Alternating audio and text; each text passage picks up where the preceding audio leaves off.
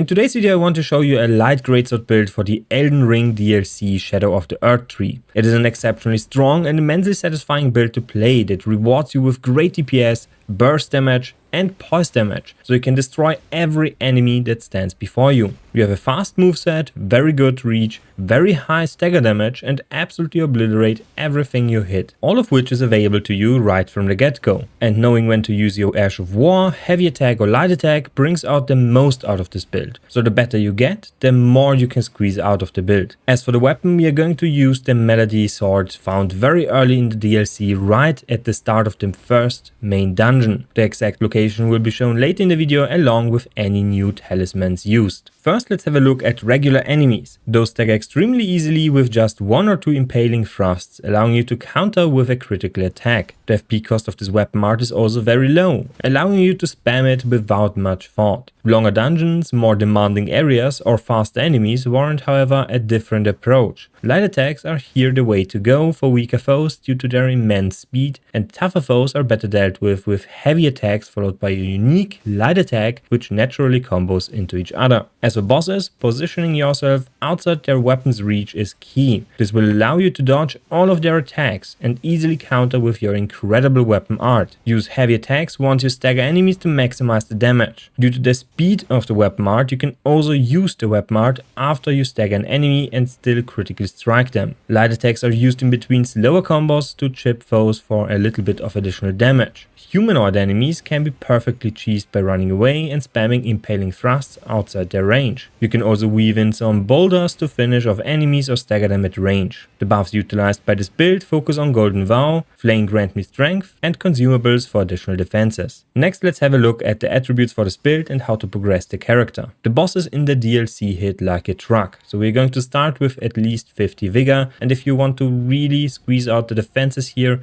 go for 60. 20 mind is all we need due to the low FP cost of the weapon art. This will also allow us to use less mana flasks. 20 endurance is a good starting point, but we need a little bit more later on. 70 dexterity is the requirement for the weapon, and 55 strength is what we need for two-handing the weapon, so we can reach 80 strength here. As for faith, we want to have at least 25 for the Golden Vow buff. But if you like to use faith spells, which I would advise you to do to get a ranged option here, you can go even higher to around 40 or 50. As already mentioned, we want to increase our endurance for more combo potential and access to heavier armor. Enemies hit like a truck. Later on, once you know the movesets of enemies and can dodge precisely, you don't need heavy armor, but the additional stamina is still very nice to have because we consume quite a lot. And lastly, if you're too squishy with 50 vigor, go grab 60, it will make a massive difference here. As for the weapon, we want to use a Milady as a heavy variant. This will reward us with a B scaling in strength, which will be enough to get this one to around 600 damage. Now, for the light attacks, I would advise you to only combo 2 strikes with it. Going above that, you will be rewarded with slower animations after the second strike. The better alternative here is to begin with a heavy strike and then follow up with a light attack. This will reward you with a fast combo that will damage enemies substantially. For the heavy attack, I would advise you to only charge the first step. Most bosses recover too fast to really get the second one going. Otherwise, you have your impaling thrust, which is very fast and deals a lot of damage. And your running attack with your light attack is a thrust,